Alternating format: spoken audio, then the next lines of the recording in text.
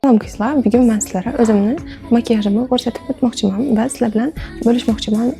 To'g'ri makiyaj atamanmi yoki bo'yanishni yaxshi ko'rmayman. Oldin SPF surtamiz. Menda Garnierdan shunaqa stik bo'lsa. Men to'g'risi едко это говорится правильно, но я не люблю такой яркий макияж. Мне нравится такой скромный, типа макияж без макияжа. Menga shunaqa yoqadi. Как бы makiyaj qilasiz va hamda shu bilan birgalikda makiyajingiz yo'qdek bo'lgandek bo'lib turish. Menga yoqadi.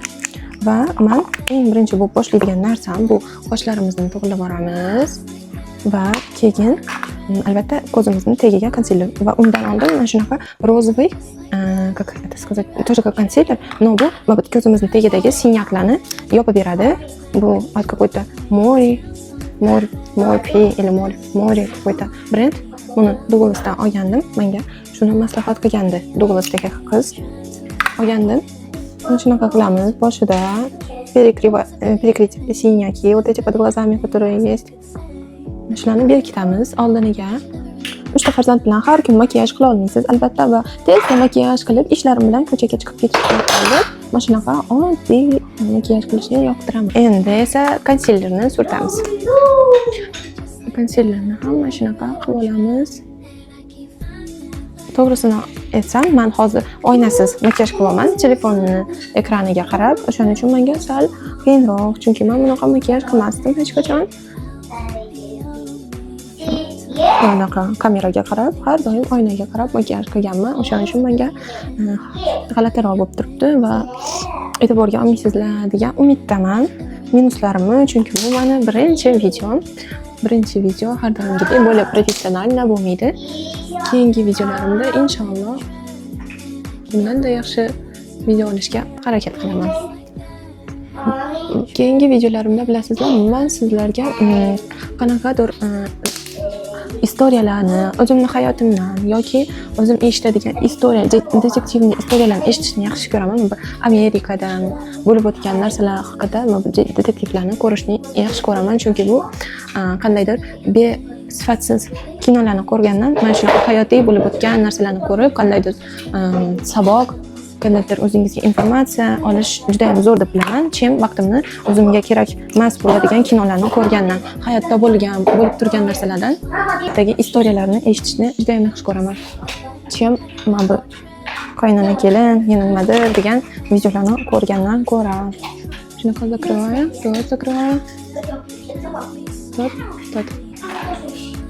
Tonalniy krem men surtishni yoqtirmayman.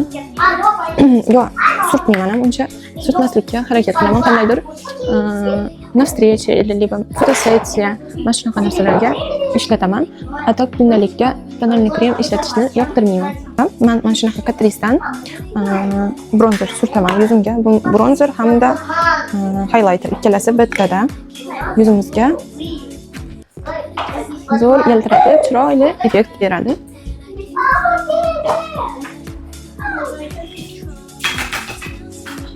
Mana shunaqa qilamiz va endi esa men qoshimga mana shu Catrice'dan qalam ishlataman va shu qalam bilan labimni konturini chizaman.